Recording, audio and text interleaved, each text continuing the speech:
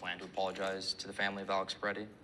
For what? I think this is a good time to talk about American history and systems of power. Our nation was founded on the eradication of indigenous people and the labor of enslaved people, which inherently includes the idea that white people's desires are more important than anyone else's. Even when we stopped enslaving people, we did everything we possibly could to keep them from being successful in our country. We made it impossible to buy a house. We made sure that their education wasn't as good as ours. We pushed them so deep into poverty they had to steal food to survive, and then we called them the criminals. As a nation, we embraced a capitalist society because we love the idea that if we work harder, we'll be rewarded for it. But as more time went on and wealth disparity grew, it became more and more clear that this system was never meant to help anybody climb a ladder. It was made to help the people at the top of the ladder take it away and look down on us stepping on each other, trying to claw our way to the top. Which is something that black people knew the whole time, by the way. They give us celebrities, entertainment, and very importantly, they give us things to fight about and people to blame. Well, you're not climbing up the corporate ladder because of DEI, and we can't give you universal health care because the immigrants are taking all of our tax money. Should we create national outcry over one singular trans girl competing in a high school sport? They introduce a few key examples of people who achieved the American dream, people who came from nothing and built their empire. You can do it too if you work hard enough. So what do? We work. Day and night, we make enough money to survive, but not enough to save. Enough to buy food, but not enough to invest. And the little bit that we have left over at the end of the week, we spend because we've worked so hard that we deserve a treat.